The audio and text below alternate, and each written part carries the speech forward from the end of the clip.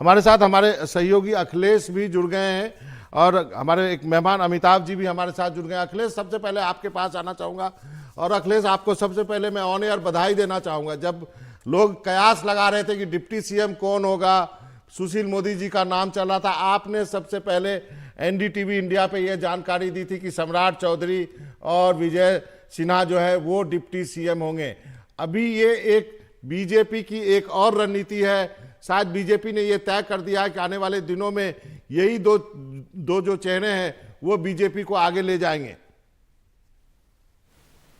बिल्कुल, और जो मंत्री परिषद का गठन भी होने जा रहा है, कुछ देर बाद शाम 5 बजे राजभवन में शपथ होगी। बीजेपी अध्यक्ष जेपी नड्डा भी उस शपथ ग्रहण समारोह में मौजूद रहेंगे और मुख्यमंत्री समेत जो 9 मंत्री शपथ ले रहे हैं उसका जो कास्ट ब्रेकअप अगर आप देखें मनोरंजन, तो उससे भी समझ में आता है कि किस तरह से जाति समीकरणों का ध्यान रखा गया है।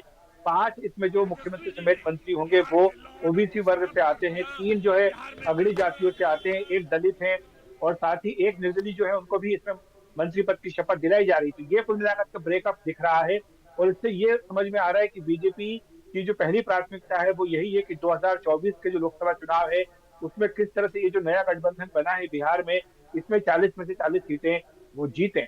और इसीलिए पार्टी ने भी अपनी ओर से जो 2 उप मुख्यमंत्री नामांकित किए हैं, दोनों ही एक ओबीसी और एक अपर कास्ट का कॉम्बिनेशन बीजेपी ने बनाया है। और जाहिर सी बात है कि सम्राट चौधरी के अब उप मुख्यमंत्री बनने के बाद वहां पर नया प्रदेश अध्यक्ष भी बनेगा, तो वो किस जाति का होगा ये भी बीजेपी को फैसला इस बारे में करना होगा, क्योंकि उसके जरिए भी पार्टी एक संदेश बिहार की जनता को देगी। तो ये कुल मिलाकर के नया समीकरण बिहार का बनता हुआ दिख रहा है। और अब से कुछ ही देर बाद राजभवन में जो शपथ ग्रहण का है वो समारोह वो भी शुरू हो जाएगा। और बीजेपी को उम्मीद है कि ये जो नया गठबंधन उसने बिहार में बनाया है इससे 2019 की जो लोकसभा की परफॉर्मेंस है उसको रिपीट करने में उसको मदद मिलेगी। बिल्कुल।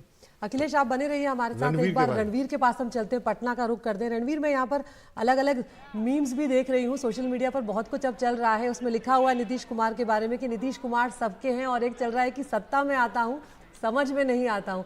क्या कुछ इस वक्त वहां पर चल रहा है, रणवीर बताएं।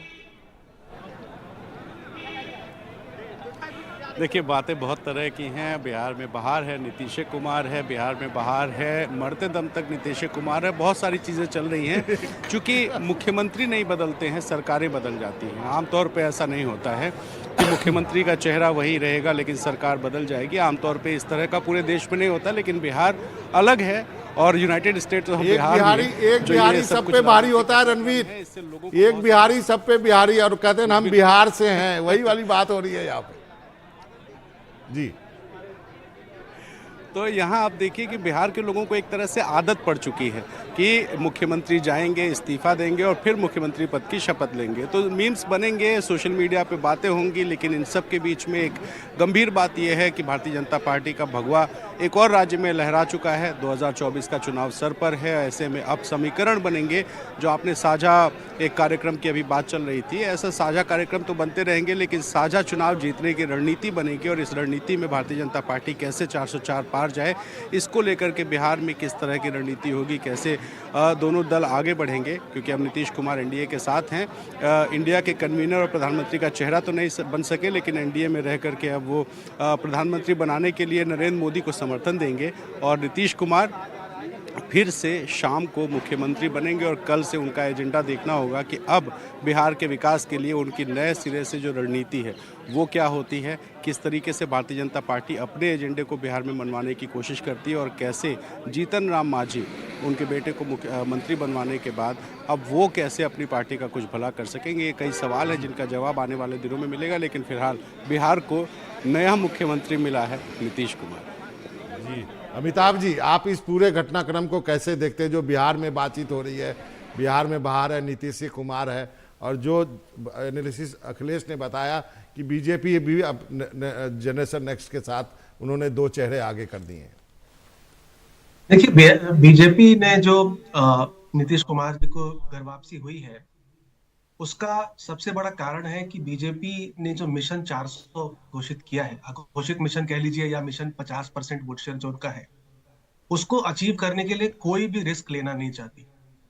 आज बीजेपी को साफ दिख रहा है कि जब एक इंडिया गठबंधन पूरे कमजोर स्थिति में है और एक एक करके अलाइज इंडिया गठबंधन से निकल रहे हैं, यही एक समय है जिसको गो फॉर द किल कहते हैं अंग्रेजी में, कि 400 सीटों का जो आंकड़ा है उसको प्राप्त किया जा सकता है। और उसके लिए जेडीयू का बिहार की गठबंधन में होना बहुत इंपॉर्टेंट था, क्योंकि पिछली बार 39 आउट ऑफ 40 सीट्स बीजेपी को वहां पर मिली थी जेडीयू के साथ। तो अगर इस बार भी बिहार को स्वीप करना है तो उसके लिए नीतीश कुमार जरूरी थे, इसलिए इन्हें इस अलायंस में वापस लिया गया है। थोड़ा अगर लाइट करें इस बात को, और बहुत सारे मीम्स की चर्चा आप कर रहे हैं, तो मीडिया के बाबा आप हैं, मनोरंजन जी हैं, सोशल मीडिया के बाबा हम हैं, पॉलिटिकल बाबा, लेकिन राजनीति के बाबा तो नीतीश कुमार है। जरूर। अमिताभ जी, नीतीश लेकिन यहाँ सबके पर मैं हैं, एनडीए के भी हैं और इंडिया के भी हैं, क्योंकि इंडिया में से 2 आई हटा दें तो एनडीए ही हो जाता है। मुख्यमंत्री बदलता है लेकिन बेचारा डेप्यूटी सीएम को अपने पद से हाथ धोना पड़ता है। बिल्कुल अमिताभ जी, यहाँ पर अगर हम बीजेपी के लिहाज से देखें तो बीजेपी ने एक बार फिर से सत्ता में वापसी कर ली है और लोकसभा चुनाव की जिस तरह से बीजेपी तैयारी कर रही, कोई और करता नजर भी नहीं आ रहा। लेकिन यहाँ पर नीतीश कुमार के लिए आगे आने वाले वक्त में वाकई में आप कोई फायदे का सौदा इसमें देखते हैं? देखिए, नीतीश कुमार के 3 गोल हैं, या 3 गोल थे कह सकते हैं। एक, प्राइम मिनिस्टर बनना। अब उन्हें वो दिख रहा है कि वो पॉसिबल नहीं है।